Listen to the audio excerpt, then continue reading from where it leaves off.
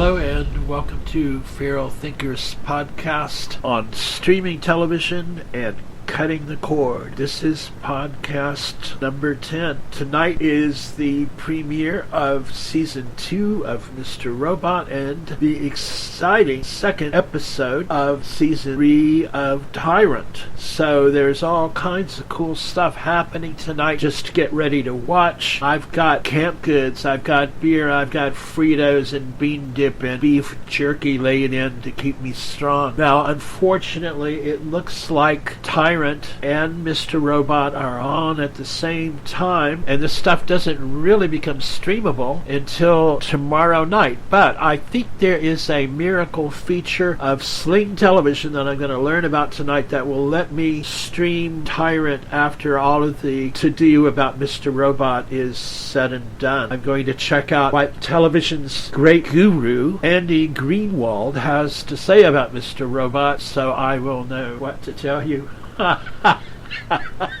But in the meantime, let's talk about something completely different. I think it reflects the direction that I'm interested in taking this podcast. There's a great deal of wonderful movies out there that are like the bedrock of what we are now fortunate enough to see in this revolution of television. I'm going to look at the motifs in Ingmar Bergman's movies because that's a good introduction to his movies, and it's a good background for what to watch for in Fanny and Alexander. So we'll start there and we'll see where we'll go with it.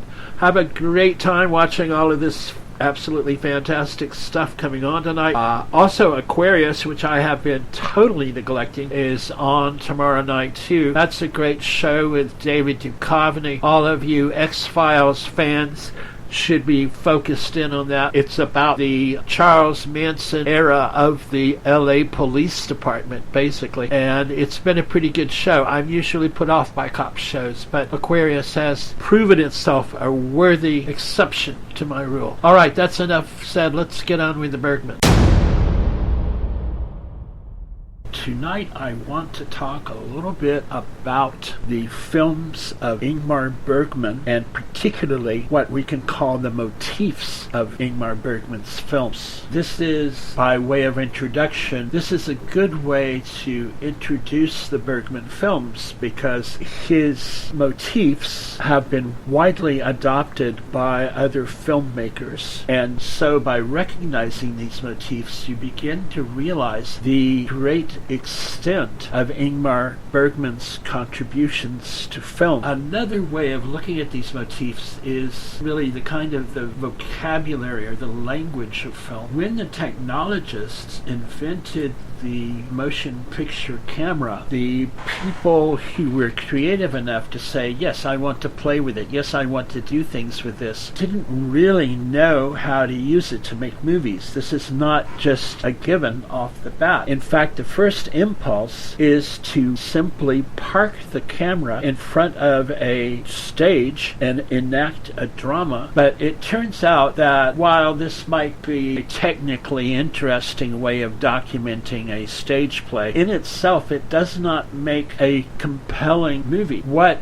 it took to make movies interesting is montage or editing. There are several tricks involved with that. That invention of montage, close-up, the location shot, the medium shot, the long shot, and so on. All of these were the fundamental developments in the language of film. Bergman came along later after these basics were established and created a language that strongly expresses mood. Joni Mitchell referred to the films of Bergman as those Nordic blues. Bergman's films more often than not tend to be moody, bluesy, a kind of a cinematic blues, but they're wonderful films. I've drawn up a list of 16 common motifs in Bergman, and even that is too short, but it will definitely get you started. Bergman often uses boyish characters who happen to resemble how Bergman himself looked when he was a boy. Particularly the boy that you see in the strange opening sequence of Persona looks like a young Bergman.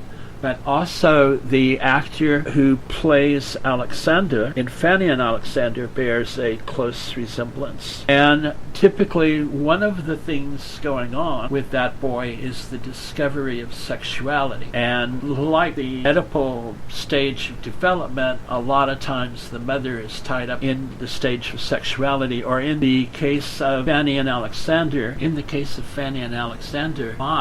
nanny is Alexander's love object. I don't think it amounted to much, but they did share a bed. Motif number 2 is the abusively stern and religious father. This is a reflection of Bergman's own father, who was a minister. We see this most clearly in the stepfather, the Bishop Edvard Vergeres. This is why Fanny and Alexander makes a great entry point to the films of Bergman. He took almost his entire collection of motifs and brings them together in one master opus. Fanny and Alexander is probably the most accessible film, yet the most Bergman-esque film of all the films that he made. And that's why I am tying these down to Bergman as a kind of preparation for you to watch Bergman.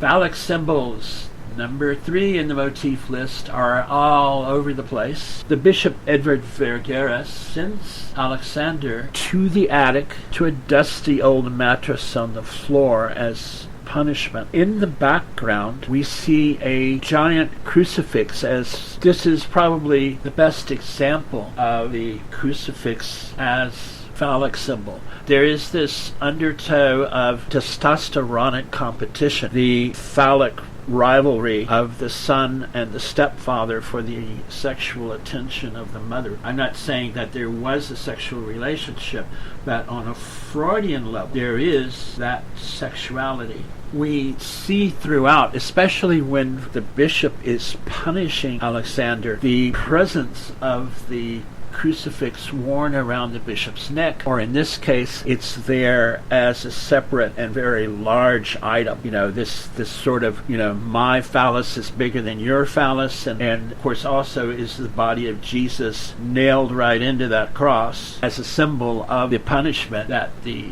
Christ-like figure of Alexander has to go through. Number 4, probably the happiest on the list, are joyous celebratory families. And indeed, the Ekdal family at the center of the drama in Fanny and Alexander are probably the happiest family in all of Bergman's films. It would be a great family to come from. Despite their faults, they are overall a very happy family. Number 5, death after an illness, which we see in movies like Cries and Whispers and also Fanny and Alexander. Bergman draws a lot from the art of Edvard Munch. Munch painted a lot of deathbed scenes, and this is also a setting for another important motif number 6, which is the grip of death. Now, in the case of Fanny and Alexander, Alexander is immature and refuses to talk to his father. He'd rather hide behind his grandmother than come out and talk. But they kind of drag him out to talk to his dying father. As it would happen, his father dies while he's talking to him and holding his hand. And so there is this pull of death. Now, this grip of death is probably the most famous motif in all of Bergman, because if there's a grip, it's sort of a fractal rule that the grip can repeat itself to form a chain. So that famous chain of people being led by death incarnate in the seventh seal, it's probably the most famous image from Bergman, and it is an example of the death grip being linked together in a chain of several people. The seventh seal is the most famous example of this death chain or this death dance. But if you look closely, you will also see it very loosely in Through a Glass Darkly near the beginning, as the 4 principal characters return from swimming on a cold day. But Also, during the Christmas celebration, when all of the guests at the Christmas party form a long chain and they're all gripping hands together, this too is a symbol of the death grip. And you'll notice that Fanny and Alexander's father falls out of the chain, as does an old woman who we don't know about and who we don't see again, but it would be a safe bet that she doesn't survive long either. If you watch an early film by Bernardo Bertolucci called The Conformist, about a man who sells out his principles to become gainfully employed or even get rich by working for the fascist forces in Italy during the war, the lead character, this character is at a bar. There's a dance where everybody in the bar links hands and forms this long chain that spirals in and almost suffocates our character. So again, this is the death dance, but in a Bertolucci film taking its cue from Bergman. In Bergman, we often see ghosts. They appear in different ways that allow you to reconcile the ghost's appearance with ordinary reality. For example, the ghost appears in the fertile imagination of Alexander. His imagination is constantly getting him in trouble, especially with the bishop. But another way the ghosts appear is within dreams. The most amazing example of this is in Cries and Whispers. In fact,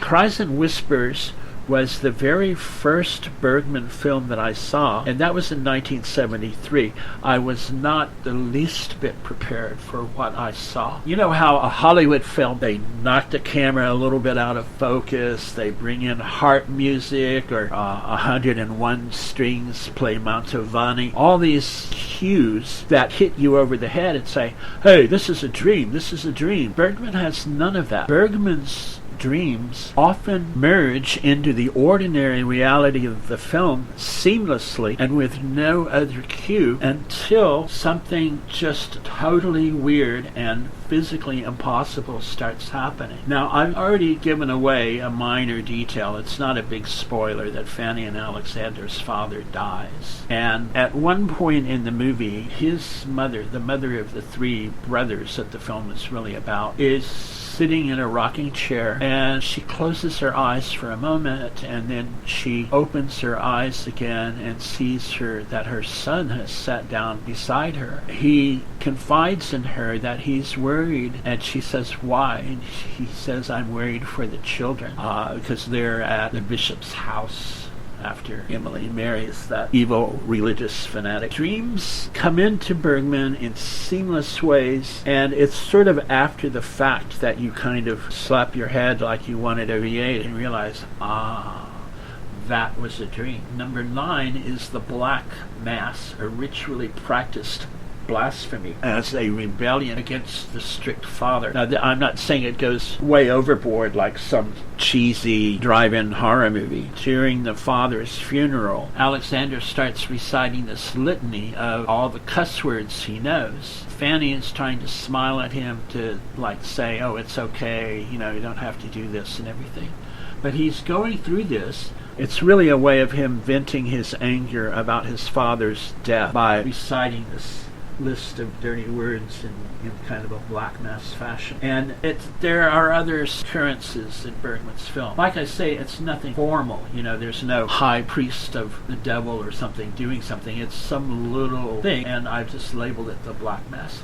Motif number 10, actors and acting. You see a lot about acting and a lot about actors in Bergman's films. The Seventh Seal has a sad scene where this actor is made to get up on a table of really kind of nasty, violent sort of guys, and they're making him dance and generally making him act like a fool. The Ekdahl family, the hearth of Fanny and Alexander, are an acting family. You often hear jokes at the expense of actors. Dollhouses figure often in Bergman. In the case of the beginning of Fanny and Alexander, Alexander actually has not a dollhouse per se, but a little miniature stage with small figures to represent actors where you can put on a play. You can stage a play in your own imagination. But later, in their room at the bishop's house, there is indeed a dollhouse, and there are dollhouses in other Bergman films as well. There's also an allusion here to the Henrik Ibsen play A Doll's House, about the oppressive house of a housewife that's made to look in a Stepford wife kind of way, like an idealized house.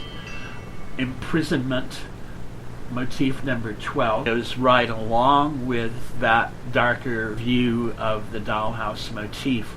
And indeed, at some point, Fanny and Alexander and their mother Emily realize that they have become prisoners in the bishop's house. Motif number 13 goes right along with that, the oppression of women, particularly in marriage. You'll see a lot of that. Bergman was probably one of the first directors to try and develop women as three-dimensional characters in movies, and I think he deserves a little bit more credit for that than he's got. His personal life maybe belies that or cancels it out, I don't know. Number 14, the magic lantern. Now, a magic lantern was an early sort of slide projector where you had a candle or a really especially bright paraffin light source, and you had these slides from children's stories, fairy tales, or whatever that could be projected onto the wall. Bergman had one of these as a kid, and his kid characters also have them because he links that first magic lantern that he had to his eventually becoming a film director. Number 15, ringing bells and chiming clocks. In must be dozens of Bergman films will begin with chiming of clocks even before the human action begins. Motif number 16 is really in only the more postmodernist films like Persona. The apparatus. When I sit in a movie theater and I'm watching a movie, everything between me and the action, everything between me and the actors tends to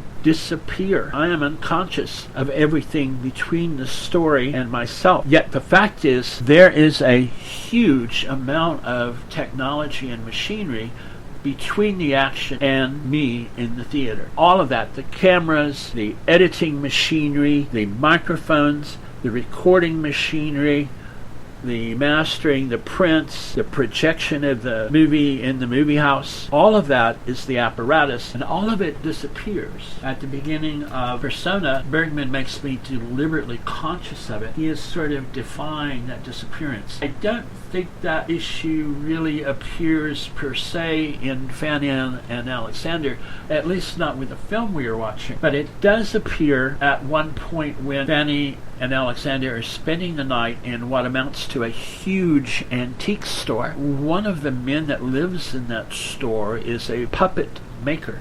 In the middle of the night, Alexander has to get up to go pee. Unbeknownst to Alexander, the puppet maker makes one of his puppets come out and convinces him that it's God coming out and he's going to destroy Alexander. Number 17, Cries and Whispers. As in the film Bergman made with this name, these sounds of human fear and agony often fill in the soundtrack. The most terrifying example of that is the shrieking Emily makes when her husband dies. In the middle of the night, Fanny and Alexander are woken up by this shrieking, and they sneak down the stairs a little ways, just far enough that they can see their mother pacing beside their father's open coffin and making that horrible shriek. Despite some of the darkness inherent in these motifs, there is a wonderful amount of life in Bergman's films. In fact, where things are dark, what he's saying is this darkness is unnecessary. This darkness is avoidable. This sort of person, like the bishop in Fanny and Alexander, are avoidable and should be avoided because look at all the darkness they can bring into your life. So he is guiding us with a sort of object lessons back away from the Bishop Vergara's family, back into the bosom of the very happy and cheerful Ekdahl family. That's why you want to watch Bergman, to catch this. That's it for today's podcast. Thanks so much for listening. You can follow this program through my blog at dmasonwest.com, or you can follow along through any of my social network presences, which are listed at feralthinker.com. This podcast is published daily with a release at 4 p.m. Central U.S. time or 2100 hours Greenwich Mean Time. Thanks.